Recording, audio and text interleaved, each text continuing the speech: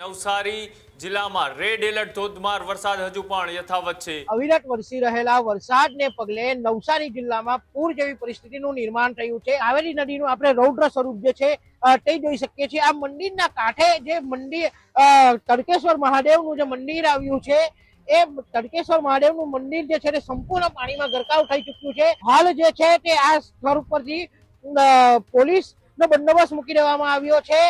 ત્યારે જ મોટી સંખ્યામાં જે લોકો જે છે તેઓ અહીંયા આગળ પાણી જોવા આવી રહ્યા છે, જો કે તેમને પોલીસ પ્રવેશવા નથી દઈ રહી। ત્યારે ન્યૂઝ રૂમ દ્વારા પણ એક અપીલ કરવામાં આવે છે કે લોકો પોતાના ઘરની બહાર ન નીકળે અને ઘરમાં જ સુરક્ષિત રહે, એ રીતે એક અપીલ કરવામાં આવે છે।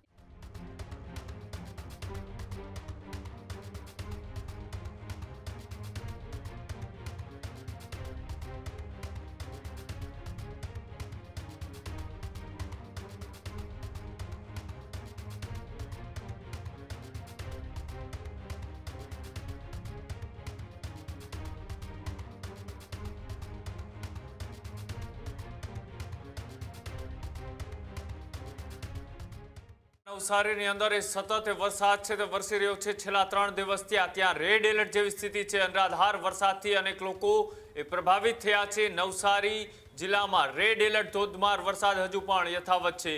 વાંસદામાં 17.13 ઇંચ તો ખેરગામમાં 14.9 ઇંચ વરસાદ છે તે નોંધાયો।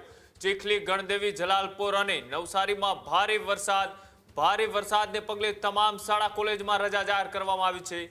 અનેક કોઝવે અને પુલોએ પાણીમાં ગરકાવ થયા છે। ત્યારે ડેમ ઓવરફ્લો થતા 17 થી વધુ ગામોને અત્યારે હાલ એલર્ટ કરવામાં આવ્યા છે। અંબિકા અને કાવેરી નદીના જળસ્તરમાં સતત વધારો થઈ રહ્યો છે।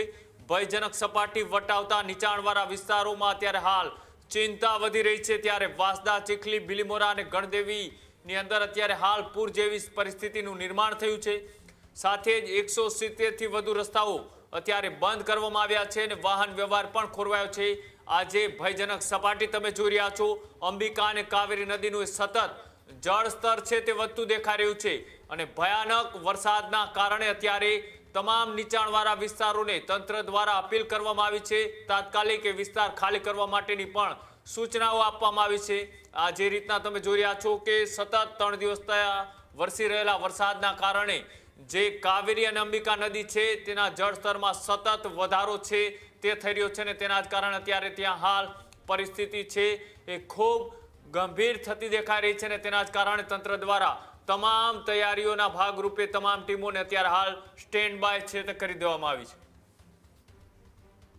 ઉપરવાસમાં તેમજ નવસારી જિલ્લામાં અવિરત વરસી રહેલા વરસાદને પગલે નવસારી જિલ્લામાં પૂર જેવી પરિસ્થિતિનું નિર્માણ થયું છે અને નવસારી જિલ્લામાંથી જે નદીઓ પસાર થઈ રહી છે, કાવેરી, અંબિકા, ખરેરા, પૂર્ણા સહિતની તે નદીઓમાં ઘોડાપૂર જેવી પરિસ્થિતિનું નિર્માણ થયું છે। ત્યારે હાલ આપણે જે ઊભા છે એ છે કાવેરી નદી અને કાવેરી નદીનું આપણે રૌદ્ર સ્વરૂપ જે છે તે જોઈ શકીએ છીએ। આ મંદિરના કાંઠે જે મંદિર તડકેશ્વર મહાદેવનું જે મંદિર આવ્યું છે એ તડકેશ્વર મહાદેવનું મંદિર જે છે તે સંપૂર્ણ પાણીમાં ગરકાવ થઈ ચૂક્યું છે।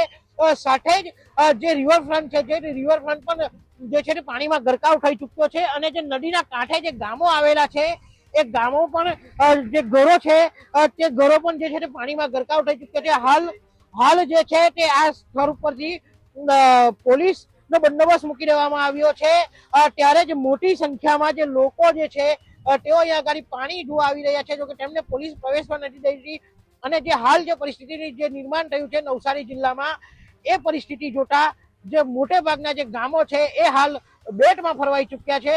ત્યારે ન્યૂઝ રૂમ દ્વારા પણ એક અપીલ કરવામાં આવે છે કે લોકો પોતાના ઘરની બહાર ન નીકળે અને ઘરમાં જ સુરક્ષિત રહે, એ રીતે એક અપીલ કરવામાં આવે છે। ત્યારે હાલ નવસારી જિલ્લામાં જ્યાં જુઓ ત્યાં પાણી જ પાણી જોવા મળી રહ્યું છે। ખેડૂત ભાઈઓ છે ખેતરમાં ડ્રોન ઉડાવતા હોય છે ત્યારે આપણે એક પ્રશ્ન સતાવતો હોય છે કે જે આપણે અત્યાર સુધી જીપીએસ ટેકનોલોજી વાળા ડ્રોન વાપર્યા છે, જેથી કરીને મોબાઈલ ટાવર છે અથવા તો હાઈ ટેન્શન લાઈન પસાર થતી હોય, કોઈ વૃક્ષો હોય, ત્યારે જે જીપીએસ ટેકનોલોજી વાળા ડ્રોન છે એમાં ટકરાય અને ટ્રેસ થાય છે।